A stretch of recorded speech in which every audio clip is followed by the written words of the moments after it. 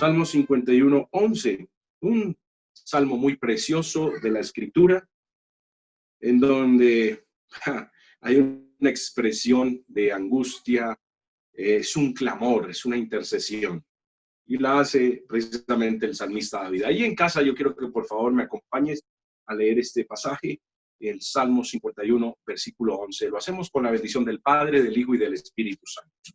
Dice así: no me eches de delante de ti, y no quites de mí tu Santo Espíritu.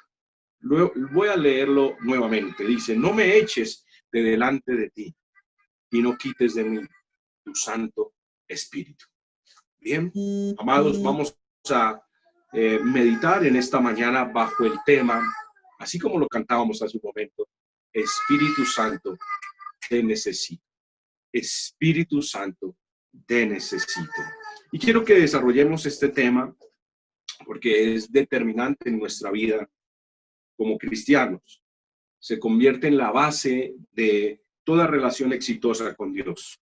Cuando necesitamos al Espíritu Santo, o cuando reconocemos que necesitamos al Espíritu Santo, hemos llegado a un lugar bien importante en nuestra vida cristiana, de revelación, de gracia y de misericordia de Dios. Yo creo que todos entendemos nuestra necesidad del Espíritu Santo. Y si comprendes esa necesidad, yo quiero que allá en tu casa digas: amén, necesito el Espíritu de Dios. Amén. Dilo audiblemente: necesito el Espíritu de Dios. Porque el Espíritu Santo es una persona. El Espíritu Santo, hermano, nos guía a toda la verdad. ¿Qué sería de nosotros del Espíritu Santo? Y voy a mencionarle, querido, en esta mañana, algunas algunas cosas que por la gracia de Dios alcanzamos a través del Espíritu Santo. Mira, sin el Espíritu Santo no habría nuevo nacimiento. Sin el Espíritu Santo no habría conexión con el Señor Jesucristo. Y si no hay conexión con el Señor Jesucristo, tampoco habría conexión con el Padre. Sin el Espíritu Santo no hay convencimiento de pecado. Sin el Espíritu Santo no hay santificación, ni regeneración, ni restauración. Sin el Espíritu Santo no hay consolación, ni refrigerio. Imagínate, ¿qué es de nosotros sin el Espíritu Santo? Sin el Espíritu Santo no hay adoración que trascienda. Importante. Ahora, sin el Espíritu Santo no hay propósito eficaz para la iglesia en la tierra. Solo quiero mencionarte algunas cosas de las que no podríamos realizar sin la ayuda del Espíritu Santo.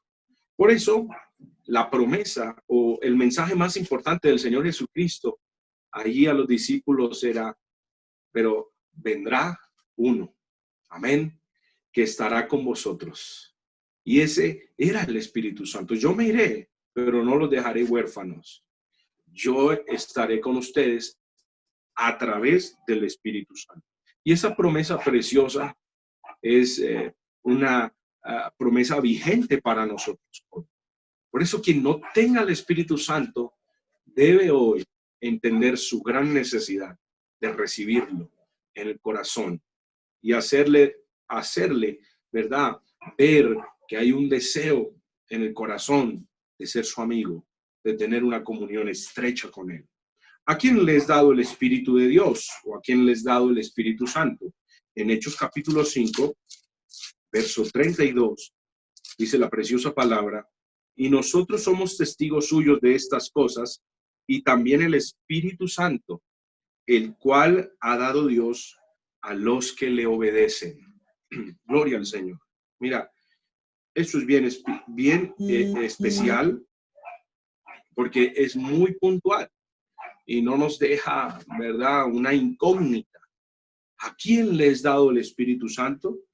El cual ha dado Dios a los que le obedecen. Lo sentimos mucho por aquellos que no comprenden que para poder agradar a Dios hay que obedecerle. Y también lo sentimos mucho por aquellos que piensan que viviendo a su manera, en desobediencia, están llenos del Espíritu. Pero la palabra es muy clara en este aspecto y dice que el Señor da el Espíritu Santo a los que le obedecen. Así que más que creer que hay un Espíritu Santo, que hay una Trinidad, que hay un Padre, que hay un Hijo, es obedecer al Señor para que Él haga morada en nosotros. Ahora, leímos en el Salmo 51:11 una expresión llena, mi querido hermano, de desesperación. Es el clamor que el salmista, ¿verdad?, lleva a la presencia de Dios en un momento particular de su vida donde reconoce su pecado después de haber desobedecido, después de haber cometido, hermano, algo supremamente desagradable delante de Dios. Y él le dice, no me eches de delante de ti y no quites de mí tu Santo Espíritu. Le está diciendo, por favor, no me cortes tu presencia. No me cortes el poder estar delante de ti, el poder adorarte, el poder servirte, el poder ser redarguido. No me quites. Yo sé que me estoy sintiendo muy mal por lo que he hecho, pero ahora estoy sintiendo aquí cómo el Espíritu me redarguye, y mientras yo sienta el Espíritu que me redarguye, tengo esperanza. Por favor, no me eches de delante de ti, ni quites de mí tu Santo Espíritu. Mira ese clamor que él está haciendo. Ahora, ¿por qué es que él está orando de esa manera? ¿Por qué esa angustia? ¿Por qué ese clamor? Aquí en segundo libro de Samuel, vamos a segundo libro de Samuel, capítulo 11, nos damos cuenta qué fue lo que llevó a David a elevar este clamor, a elevar esta súplica. Dice precisamente esta historia en el versículo 1 del segundo libro de Samuel, capítulo 11. Aconteció al año siguiente, en el tiempo que salen los reyes a la guerra, que David envió a Joab y con él a sus siervos y a todo Israel, y destruyeron a los amonitas y sitiaron a Rabá. Pero David se quedó en Jerusalén. Y sucedió un día, al caer la tarde, que se levantó David de su lecho y se paseaba sobre el terrado de la casa real, y vio desde el terrado una mujer que se estaba bañando, la cual era muy hermosa. Envió David a preguntar por aquella mujer, y le dijeron, aquella es Betsabé, hija de Elián, mujer de Urías Heteo. Y envió David mensajeros y la tomó, y vino a él, y él durmió con ella.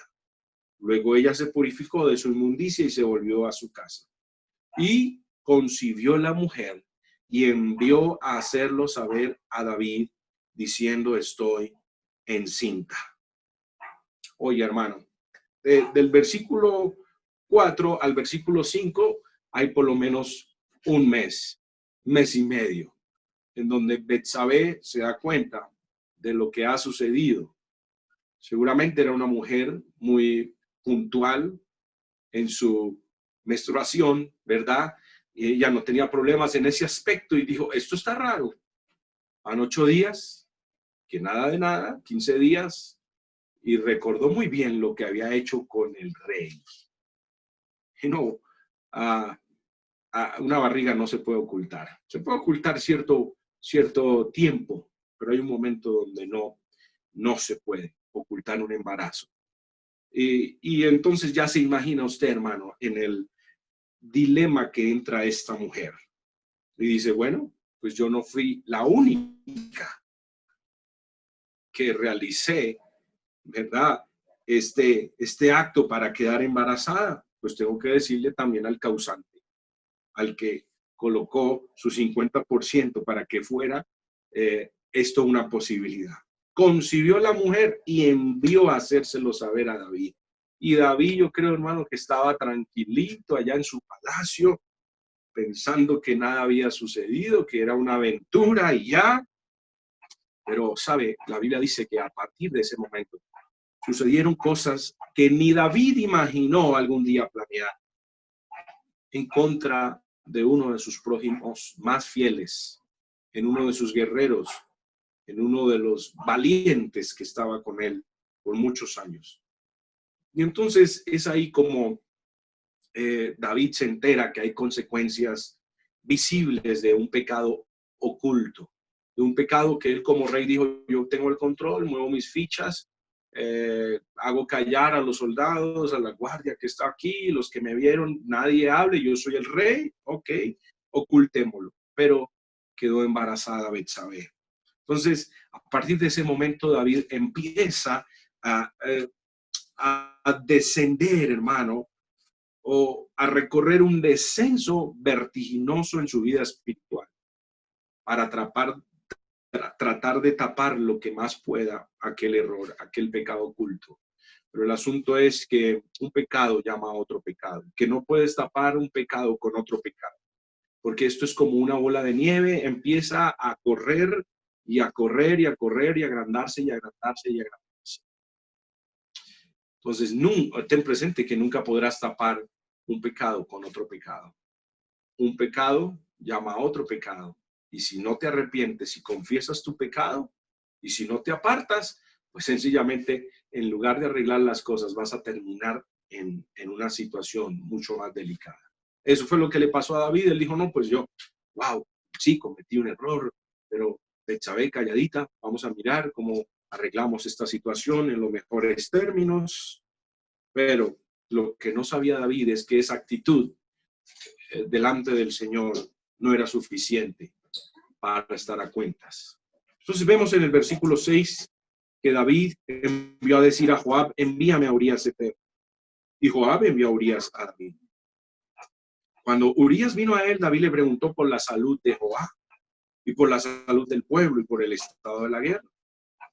¿Por qué lo hizo así? Porque era una estrategia, ¿no? Estaba muy preocupado por sus soldados, por su ejército. Dice el verso 8, después dijo David a Urías, desciende a tu casa y lava tus pies. Y saliendo Urías de la casa del rey, le fue enviado presente de la casa real. Mas Urías durmió a la puerta de la casa del rey con todos los siervos de su señor y no descendió a su casa. Es decir, que el plan que tenía el rey no funcionó. La idea o la estrategia que él tenía para salirse del medio de esta situación no funcionó. Y como no funcionó, dice la palabra en el verso 10, se hicieron saber esto a David, diciendo, Urías no ha descendido a su casa. Y dijo David a Urías, ¿no has venido de camino? ¿Por qué pues no descendiste a tu casa? Y Urías respondió a David, el arca Israel y Judá están bajo tiendas, y mi señor Joab y los siervos de mi señor en el campo. Y había yo de entrar en mi casa para comer y beber y a dormir con mi mujer, por vida tuya y por vida de tu alma, que yo no haré tal cosa. Y esta expresión, hermano, es un llamado de Dios al arrepentimiento de David. Y yo creo que en ese momento David sintió una cachetada, como que yo, ¿por qué no tengo ese mismo sentir que tiene Urías, ese temor? Es un llamado de Dios para que David se dé cuenta cuánto ha descendido, cuánto ha bajado, cuánto se ha alejado del propósito de Dios. Y es Dios hablando a través de Urías. Sin embargo, David, como les digo, ha entrado en un descenso terrible, vertiginoso. Cada vez esto coge más velocidad y no reacciona. No reacciona.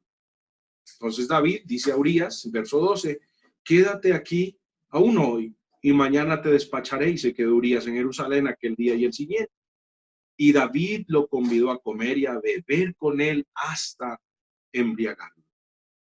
Y esta parte sí que es muy triste, porque aquí ya se puede ver que David no está descendiendo, sino que ya ha llegado a un punto muy peligroso.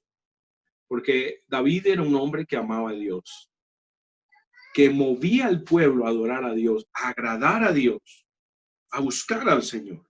Pero ahora está induciendo a un hombre inocente, a que se embriague, a que se emborrache.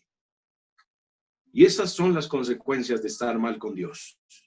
Que un hombre cuando está mal con Dios, en lugar de motivar para que otros busquen y glorifiquen a Dios, empieza a ser un tropiezo y un estorbo. Empieza a ser uno que insta a los demás a hacer cosas que desagradan a Dios. Mira cómo David induce a este valiente, a este guerrero, a que se embriague, a que se emborrache astutamente. Fuertísimo esto. Ahora, lo tremendo es que ni así le funciona el plan o la estrategia a David, porque en medio estaba el Señor. Ahora dice que no descendió a su casa. Verso 14, venida la mañana, escribió David a Joab una carta, la cual envió por mano de Urías. Aquí la cosa se pone de castaño oscura. Como no funcionaron las primeras dos estrategias, ahora entonces va David, ya hermano, en un lugar muy peligroso espiritualmente, dice, pues, si no quiso por las buenas, toca por las malas. Crea una carta, escribe en la carta diciendo, poned a Urías al frente, no más recio de la batalla, y retiraos de él para que sea herido y muera. Así fue que cuando Joab sitió la ciudad, puso a Urías en el lugar donde sabía que estaban los hombres más valientes. Tremendo. Y saliendo luego los de la ciudad, pelearon contra Joab y cayeron algunos del ejército de los siervos de David y murió también Urías Eteo. Entonces envió Joab e hizo saber a David todos los asuntos de la guerra. Oh, gloria al Señor. Y entonces cuando llega el mensajero, David siente un fresquito. Cuando él ve que viene el mensajero, siente un fresquito. Porque dice, ahora sí, que resolví el problema. Mi pecado con Betsabé, ya está tranquilo. Dios no me vio, nadie supo. Yo soy el rey, yo tengo el control. Pero dice la palabra en Lucas 8:17, porque nada hay oculto que no haya de ser manifestado, ni escondido que no haya de ser conocido y de salir a luz. Mira, por más que estemos encerrados en cuarentena, eso no quiere decir que Dios no nos vea.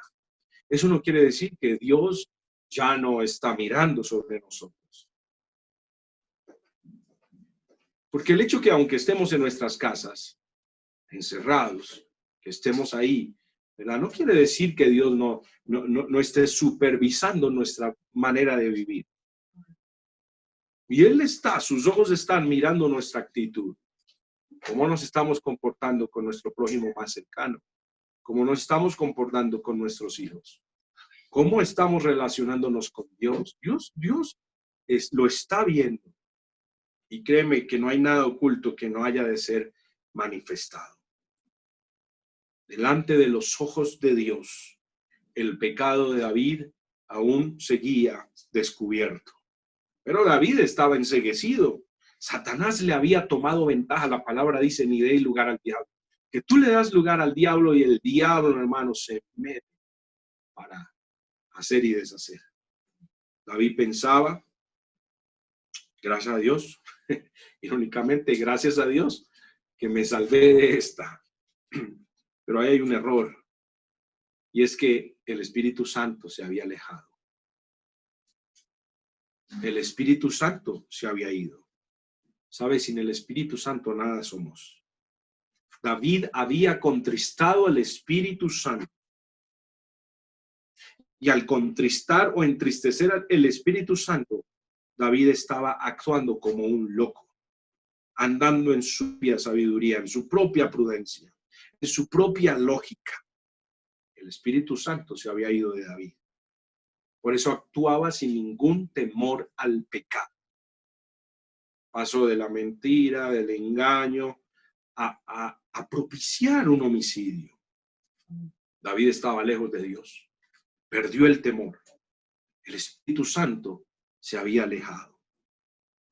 Eso es muy triste. Primera de Juan 3:24. Primera carta del apóstol Juan, capítulo 3:24. Dice la palabra, y el que guarda sus mandamientos permanece en Dios, y Dios en él. Y en esto sabemos que él permanece en nosotros por el Espíritu que nos ha dado.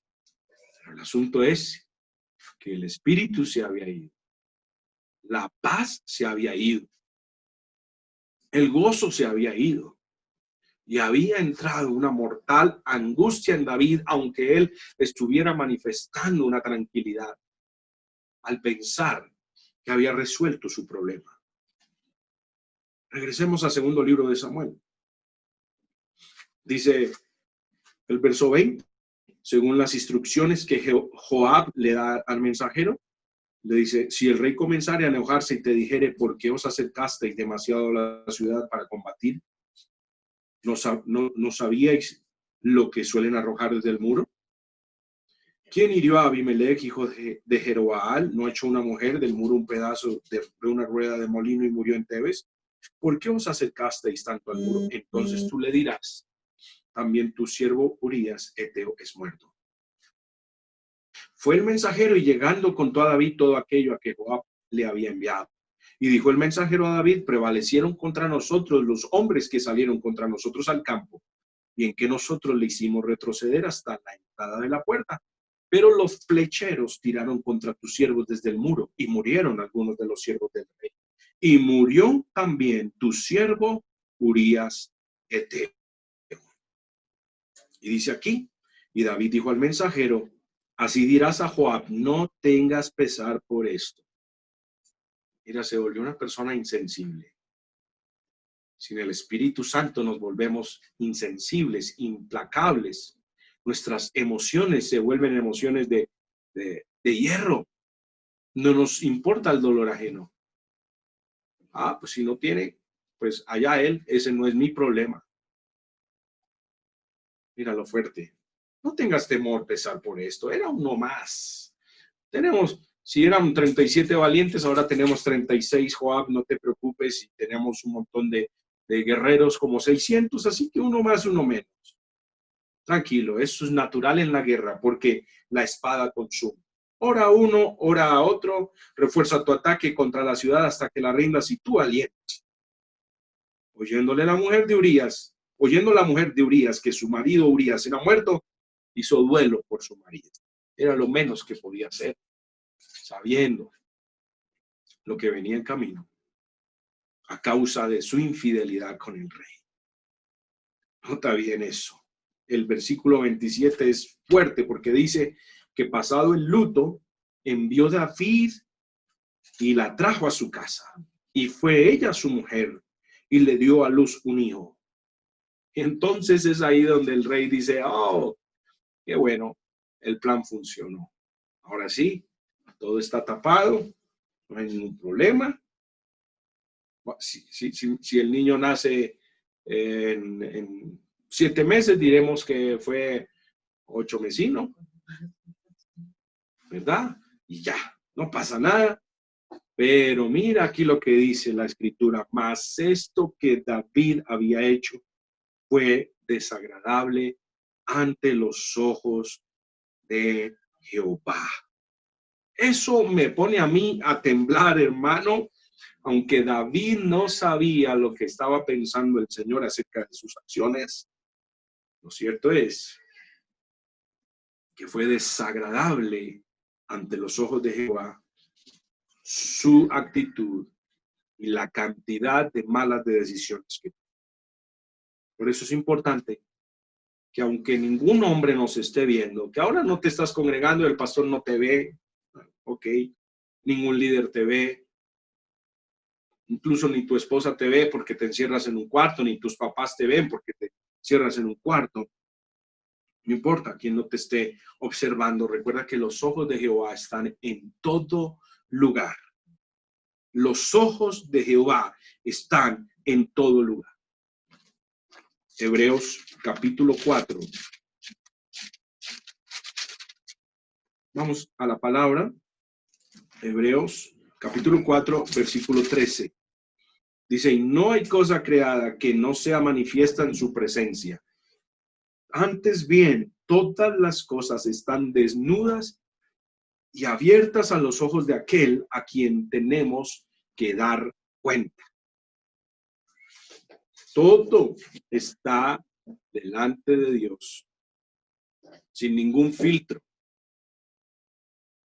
Ahora, a través de nuestros celulares podemos fácilmente aplicarle un filtro a nuestras fotografías, quitarnos imperfecciones. Si salimos muy rojos, ponernos pálidos. Si salimos pálidos, ponernos más rojos. Los filtros. Y muchas veces eso es el pan diario, ¿no? Y hay otros programas más especializados, porque si por aquí me quedó un gordito, entonces voy a Photoshop y me aplano. O si se me ve la papada, pues entonces voy a Photoshop y me la quito. Y entonces la gente tiene una percepción de algunos personajes que no es la realidad. El asunto es que en Dios no hay programa de edición ni filtro que oculte lo que realmente somos. No hay nada oculto a los ojos de Dios. Todas las cosas están desnudas y abiertas a los ojos de aquel a quien tenemos que dar cuenta. Pues puede que nada haya pasado en el momento. Como David estaba tranquilito, dijo, bueno, aquí salimos de esta invictos. Pero la verdad es que Dios nos ve y Dios nos conoce. Y Él sabe todo de nosotros. Él nos conoce todos. Ahora, de aquí, hermano, yo quiero saltar o hacer una transición. Porque el tema, Espíritu Santo, te necesito, nos lleva a reflexionar precisamente de lo importante que es mantener nuestra comunión con Él, de no entristecerlo, de no contristarlo, para que no lleguemos a las consecuencias de verdad en su vida. Porque la historia es bien larguita, yo se la voy a dejar de tarea ahí. Si usted quiere saber qué fue lo que le pasó a David después de toda esta estrategia, de todos sus pecados, hermano, se desata algo terrible. No nos da el tiempo para profundizar en cuáles fueron las consecuencias, pero sí quiero dejar muy en claro, mis hermanos, que nuestra relación con el Espíritu Santo es lo más importante en estos tiempos. El Espíritu Santo para la iglesia lo es todo en estos tiempos. Ahora tú dirás, ¿por qué es tan importante? Porque mira, una cosa es vivir una vida cristiana sin el Espíritu Santo y otra cosa vivir la vida cristiana con el Espíritu Santo. Hay una gran diferencia. No tiene punto de comparación. Cuando tú tienes al Espíritu o cuando no tienes al Espíritu y tratas de vivir para agradar a Dios. Tómate, por favor, el tiempo, porque te voy a decir 5 cosas o 5 pecados graves contra el Espíritu Santo. El Señor colocaba en mi corazón recordar esta enseñanza que la di unos años atrás. Y esto hay que estarlo recordando nuevamente, porque el deseo de Dios es que tengamos una comunión íntima con Él. Pero si estamos pecando contra el Espíritu Santo de Dios, va a ser muy difícil que podamos desarrollar esa amistad con Él. Así que mira, pecados graves contra el Espíritu Santo. Primero, contristar al Espíritu Santo. La palabra dice en Efesios capítulo 4, verso 27, Efesios 4. Tómate el tiempito para anotar esto. Amén. Ya lo tengo aquí. Efesios 4:27 dice, a fin de presentársela a sí mismo una iglesia gloriosa que no tuviese mancha ni arruga, ni cosa semejante, sino que fuese santa y sin mancha. Así también los maridos deben amar a sus mujeres como a sus mismos cuerpos. El que ama a su mujer, a sí mismo se ama. Porque nadie aborreció jamás a su propia carne, sino que la sustenta y la cuida, como también Cristo a la iglesia. Gloria a Dios. Estoy leyendo Efesios 5 y es Efesios 4:27. No estoy leyendo bien. Efesios 4:27, amén. Dice, ni deis lugar al diablo.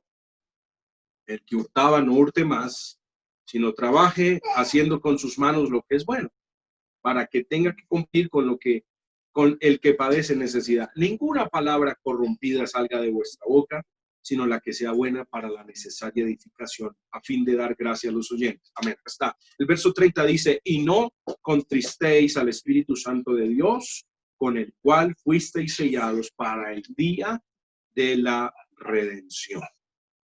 Ojo a eso. Otras versiones dicen, no hagan entristecer o no causen tristeza al Espíritu Santo. ¿Qué significa contristar? Literalmente, afligir o entristecer. Y no es lo mismo cuando una persona está alegre, contenta, a cuando está afligida. El ánimo es diferente. Yo te dije al principio, el Espíritu Santo es una persona, es Dios, pero es una persona, tiene una personalidad. Y tiene unas funciones particulares para la iglesia. Imagínate, afligir al Espíritu de Dios. Provocar que Él ya no tenga la misma actitud para con nosotros. Porque Él quiere tenerla con nosotros. Quiere caminar con nosotros, quiere estar con nosotros. Pero muchas veces le afligimos. Muchas veces entristecemos con nuestras actitudes hacia el prójimo. Actitudes que uno a veces no ve tan graves, pero que delante de Dios no nos llevan a ningún lado, hermano. ¿Cómo qué tipo de actitudes? Mira lo que dice Efesios 4:31, siguiendo la lectura, dice, quítense de vosotros toda amargura, enojo, ira, gritería y maledicencia y toda malicia. Antes sed benignos unos con otros, misericordiosos, perdonándoos unos a otros como Dios también os perdonó a vosotros en Cristo. ¿Y sabes qué es lo que ha pasado durante estos días? Que algunos andan enojados, amargados, con ira, gritando, y han pasado a otros niveles, ya pronuncian palabras que antes ni siquiera pasaban por su boca o por su mente. Pero han ido descendiendo, han ido afligiendo al Espíritu de Dios, han ido apartando al Espíritu de gracia, al Espíritu de paz. Ten mucho cuidado con ciertas actitudes que afligen al Espíritu de Dios. ¿Y por qué menciono esto? Porque decimos, no es que este encerramiento me ha llevado a eso. Estoy amargado porque estoy encerrado. Estoy amargado porque no puedo salir a hacer ejercicio. Estoy amargado por esas restricciones que nos tienen. No te amargues. No te amargues. Ni te llenes de enojo, ni te llenes de ira, porque puedes estar afligiendo al Espíritu Santo de Dios. Tenlo presente. ¿En dónde comenzó el descenso del salmista David? Cuando él debió salir a la guerra, pero eligió quedarse descansando. Entonces, hay actitudes que afligen al Espíritu Santo de Dios y nos llevan, hermano, a lugares peligrosos. Una mirada allí en medio del ocio del rey, paseándose por la terraza, una mirada produjo un mal pensamiento. Y un mal pensamiento lo llevó a una tentación. Y una tentación o ceder a la tentación lo llevó a una mala decisión. Y una mala decisión lo llevó a un adulterio. Y ese adulterio lo llevó a la hipocresía, a la mentira, al abuso de poder. Lo llevó a la mala influencia hasta que firmó la carta de un asesinato. Es decir, abrió una rendija, un portillo, abrió un huequito y el enemigo se metió. Por no estar ocupado haciendo lo que le agrada a Dios. Llegó a convertirse en un homicida. Y todo por estar donde no debía estar. Y todas esas decisiones que él va tomando en su descenso espiritual, las tomó porque no estaba el Espíritu de Dios. Y por eso, después que lo contrista, el Espíritu se aparta. El Espíritu que nos guía a toda la verdad, el Espíritu que nos enseña, el Espíritu que nos redarguye. Por eso, tú y yo necesitamos al Espíritu Santo. A veces queremos actuar, pero viene el Espíritu de Dios y nos mete freno. Y decimos, no tengo la libertad.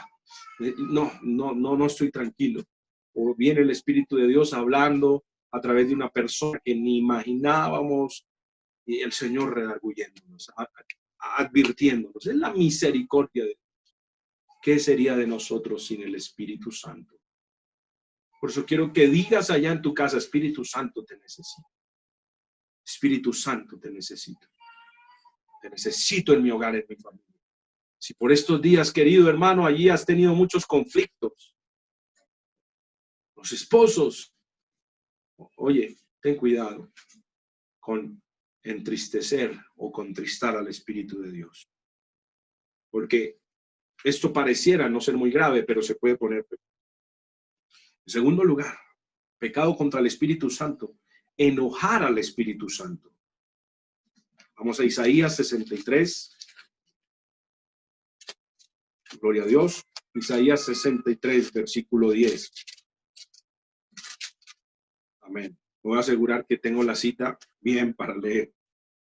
Dice: mas ellos fueron rebeldes e hicieron enojar su Santo Espíritu, por lo cual se les volvió enemigo y él mismo peleó contra ellos.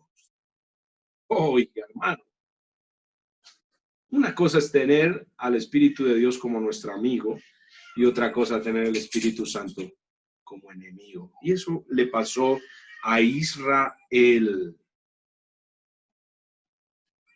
Amén. Le pasó a Israel y por eso vinieron tantas cosas sobre Israel. Porque el Espíritu Santo no era el amigo, sino el enemigo. Pero se convirtió en enemigo, ¿por qué? Porque lo hicieron enojar. Después que el Espíritu Santo había usado a Moisés para sacarlos de Egipto, se pusieron rebeldes. Y una actitud rebelde hace enojar al Espíritu de Dios. Porque ellos le quisieron imponer a Dios el plan. Quisieron aligerar el proceso. Pero Dios quería que se dieran cuenta de lo que había en su corazón. Por eso, como les he dicho estos días, 40 días de camino, o mes y medio aproximadamente a la tierra prometida, se convirtieron en 40 años de desierto. Porque el Espíritu Santo de Dios estaba enojado con ellos. Fuerte esto. Enojar es la acción de causar dolor u ofensa.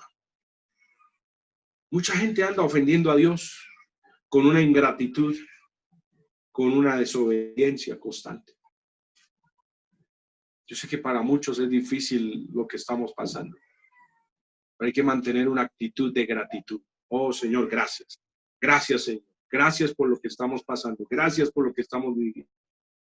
Ay, pastor, y ahora yo no puedo viajar. Ya tenía los boletos, ya tenía mis vacaciones pagadas. Dale gracias a Dios por todo.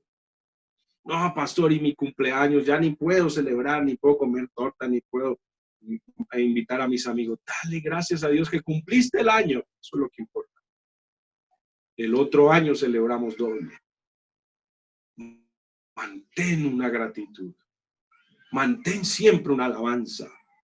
Mantén siempre, oh aleluya, una adoración sincera. Porque podemos provocar que el Espíritu de Dios se enoje en lugar de estar a favor de nosotros. El Espíritu Santo se puede convertir en tu enemigo. Eso a mí me aterra. Piensa un momentico ahí, si el Espíritu Santo está de tu lado o está en contra tuyo. Tercer pecado contra el Espíritu Santo: resistir al Espíritu Santo. Hechos 7, 51. Hechos 7, 51. Está Esteban, este hombre ungido, lleno de Espíritu de Dios, hablando, predicando.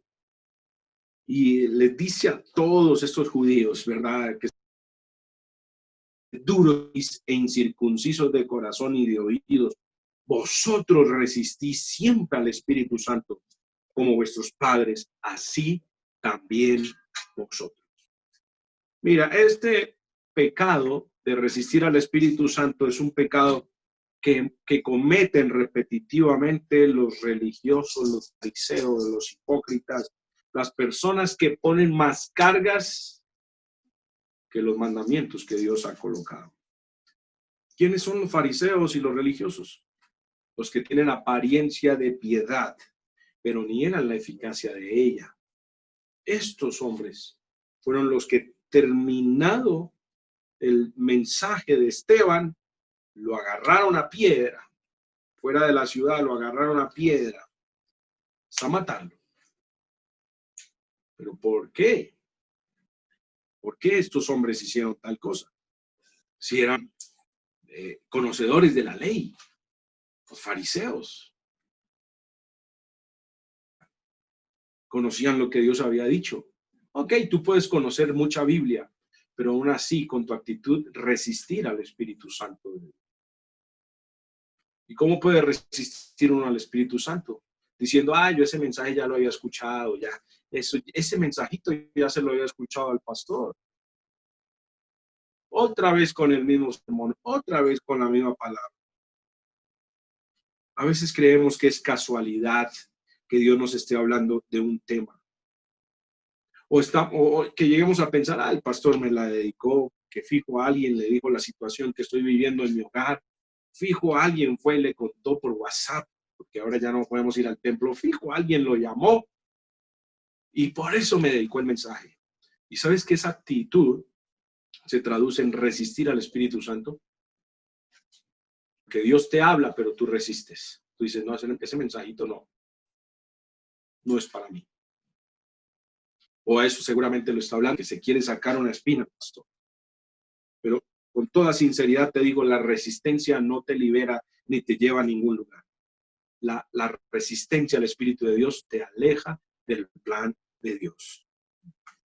¿Qué significa resistir? La acción de oponerse, ir en contra de él. Quiero decirte a ti que me escuchas, el Espíritu Santo te ha estado hablando de dejar ciertas actitudes, de dejar ciertas costumbres, de dejar cierta, ¿verdad? Pelea, de dejar cierta sensibilidad, pero tú como si nada, como si el Señor no te hablara. Pues déjame decirte que es tiempo de dejar de resistir al Espíritu Santo de Dios. Cada vez que el Espíritu Santo hablaba, los fariseos decían, eso es mentira, eso es herejía, eso es falsa doctrina, eso es extremismo. Hay cosas que Dios está demandando de nosotros, pero tú no has querido entregar. Y no sé qué es lo que estás esperando, porque mientras más te tardes, más resistencia al Espíritu Santo estás colocando. Cuidado con resistir al Espíritu de Dios. En cuarto lugar, encontramos otro pecado contra el Espíritu Santo. Mentir al Espíritu Santo. Va a recordar un poquito aquí, los que toman nota. El primer pecado, contristar al Espíritu Santo, entristecerlo. En segundo, enojar al Espíritu Santo. Tercero, resistir al Espíritu Santo. Número 4, mentir al Espíritu Santo. Pasaje muy conocido en Hechos capítulo 5. Dice, pero cierto hombre llamado Ananías, con Zafira su mujer, vendió una heredad y sustrajo del precio, sabiéndolo también su mujer, y trayendo solo una parte la puso a los pies de los apóstoles. Y dijo Pedro, Ananías, ¿por qué llenó Satanás tu corazón para que mintieses al Espíritu Santo y sustrajeses del precio de la heredad? Reteniéndola, no se te quedaba a ti vendida, no estaba en tu poder. ¿Por qué pusiste esto en tu corazón? No has mentido a los hombres, sino a Dios. ¿Qué es mentir? Es hablar deliberadamente algo falso. Y si tú y yo en algún momento hemos mentido, porque seguramente, sea en la niñez, la adolescencia, en la juventud, en algún momento hemos mentido, nos damos cuenta que la mentira no se queda ahí, sino que esa mentira nos lleva a otra mentira y esa mentira a otra mentira. Y la mentirita se convirtió en una mentirota. Eso es como cuando uno va pasando por el medio de un charco y dice, voy a pasar por la orillita para no embarrar mis zapatos. Pero difícilmente, hermano, sale uno limpio cuando hay un charco enorme. Muchas veces tratando de hacer equilibrio, pasando por el ladito, perdimos el equilibrio y caímos en el charco y quedamos peor de lo que imaginábamos íbamos a pensar que íbamos a salir de ahí. Consejo: no te atrevas a ser más astuto que el Espíritu de Dios. Porque el Espíritu de Dios todo lo sabe. Ananías y su esposa Zafira dijeron: vamos a mentir. No sé qué era lo que pretendían en ese momento, pero tomaron la decisión de mentir. A su mirada, mentir a los apóstoles, mentir a los hombres. Bajo su perspectiva era: bueno, esta es la estrategia. Vamos a llevarnos los aplausos el domingo en culto. Vamos a llevarnos la bendición de los apóstoles. Pero Pedro le dice contundentemente: ¿por qué llenó Satanás tu corazón para que mintieses al Espíritu Santo?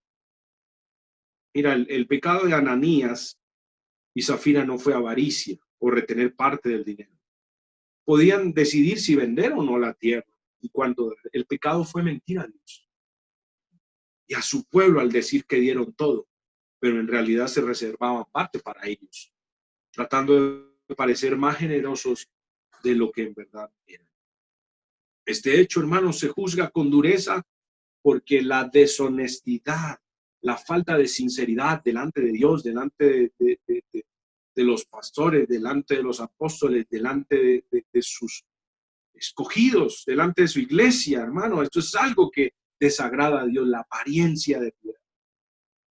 Cuando hay apariencia de piedad, no le estamos aparentando a los hombres, sino mintiendo al Espíritu Santo. Entonces, ¿de qué le sirve a uno muchas veces? Incluso, y no lo digo por los que no han puesto la cámara, pero muchas personas dicen: ay, sí, para que el pastor vea que mi nombre está ahí en el culto y no me llame y no me pida cuentas. Entonces, colocan ahí el celular y lo dejan en remoto y se ponen a ver películas en Netflix o se ponen a ver redes sociales mientras el culto está avanzando. Ay, para que el pastor no me diga nada y piense que yo estoy bien espiritualmente. Eso es apariencia. Y no estás mintiendo a los hombres, sino mintiendo al Espíritu. Y eso es muy peligroso. Eso es muy peligroso porque con el Señor no se juega. Si tú, hermano, consideras que eres cristiano, debes vivir como un cristiano. Así que si vas a darle culto al Señor, este es nuestro tiempo de culto al Señor, tómatelo en serio. Tómatelo en serio. Cada vez que tú busques a Dios, tómatelo en serio. Porque Dios está viendo tu corazón, tu actitud. Tu actitud. Es el tiempo de mi Señor. Este es el espacio de mi Señor. Te lo he dicho varias veces, así como cuando almorzamos. Este es mi tiempo, nadie me molesta. De aquí no me levanto hasta que no termine. Debemos desarrollar disciplina. Esta es otra forma que nos ha tocado hoy. Hay que tener disciplina. Hay que estar dispuestos a darle lo mejor al Señor. Si has reparado hora y media, hora y 40, hoy domingo es el culto más largo que hacemos. Amén. Sepáralo, da lo mejor para el Señor. Porque cuando tú tienes solamente la apariencia, estás mintiendo al Espíritu de Dios. ¿Y qué le pasó a Ananías? Cuando Pedro le dice en ese verso 4, porque pusiste esto en tu corazón, no has mentido a los hombres, sino a Dios. Dice el verso 5, al oír Ananías estas palabras, cayó y expiró, y vino un gran temor sobre todos los que oyeron. Cuando la Biblia dice cayó y expiró, no está diciendo se desmayó, está diciendo sufrió un paro cardiorrespiratorio fulminante, murió. Porque con Dios no se juega. Dice el verso 6, y levantándose los jóvenes lo envolvieron y sacándolo lo sepultaron. Pasado un lapso como de 3 horas, sucedió que entró su mujer no sabiendo lo que había acontecido. Entonces Pedro le dijo, dime, ¿vendisteis en tanto la heredad? Y ella dijo, sí, en tanto. Y Pedro le dijo, ¿por qué convinisteis en tentar al Espíritu del Señor? he aquí a la puerta a los pies de los que han sepultado a tu marido, y te sacarán a ti. Al instante, ella cayó a los pies de él y expiró. Y cuando entraron los jóvenes, la hallaron muerta y la sacaron y la sepultaron junto a su marido. Y vino un gran temor sobre toda la iglesia y sobre todos los que oyeron estas cosas. Así que ni intentes mentir al Espíritu Santo.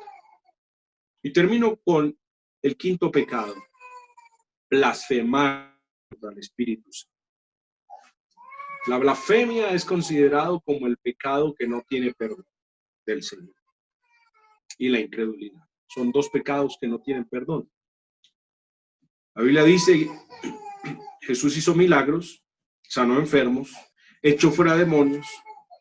Amén. Pero hubo ciertos lugares donde el Señor no quiso manifestar su poder. Lucas capítulo 12, versículo 10. A todo aquel que dijere alguna palabra contra el Hijo del Hombre le será perdonado. Pero al que blasfemare contra el Espíritu Santo no le será perdonado. Blasfemar es la acción de hablar impíamente o calumniar al Espíritu Santo. ¿Cómo sabes que nunca has cometido la blasfemia? Bueno, blasfemar es atribuir a lo que el Espíritu Santo está haciendo y atribuírselo a los demonios o atribuírselo a Satanás, porque no entiendes lo que ha pasado. Entonces tú dices, eso no fue Dios, fue el diablo. ¿Quién sabe qué espíritu tiene? ¿Quién sabe de dónde provendrá esa unción? Si tú no entiendes algo que esté ocurriendo con un ministerio en particular, con una denominación en particular, mejor guarda silencio. Es cierto que tenemos la palabra para poder comparar, para poder juzgar si algo proviene de Dios, pero hay cosas que no entenderemos y de mejor guardar silencio, porque podríamos blasfemar contra el Espíritu Santo. Así que lo mejor es callarnos, porque esto es muy delicado. Que mire, tal pastor de tal denominación que está haciendo, debe ser que está pagando para que la gente testifique cosas que no son. Y entonces, sin querer queriendo, en medio de ese farismo que muchas veces suele percibirse más que otras cosas, podemos estar blasfemando. Tremendo. Cuidémonos, hermano, de estas cosas. Cuidémonos, por favor. Cuidémonos. ¿Cómo sabes que no has cometido blasfemia? Porque quieres seguir amando a Jesús. Y por supuesto, hay un llamado al arrepentimiento. Cuando hay blasfemia, no hay más convicción. Cuando hay blasfemia, no hay más deseo de volver a sentir la presencia de Dios. ¿Y sabes lo tremendo? Es que David, el salmista, había entendido mucho, pero no había llegado hasta la blasfemia. Es decir, había oportunidad de reconciliación. Por eso después que David fue confrontado por su pecado, porque la historia me dice que no se quedó allí tapado del problema, del pecado que había cometido de adulterio con Betsabé y de homicidio con Urías. Dice que fue confrontado por el profeta Natán y empieza una disciplina de parte de Dios. Dice en el Salmo 51, versículo 1. Con eso estoy terminando. Salmo 51. Gloria al que vive para siempre. La oración dice, ten piedad de mí, oh Dios, conforme a tu misericordia, conforme a la multitud de tus piedades, borra mis rebeliones. Lávame más y más de mi maldad y límpiame de mi pecado. Porque yo reconozco mis rebeliones y mi pecado está siempre delante de mí.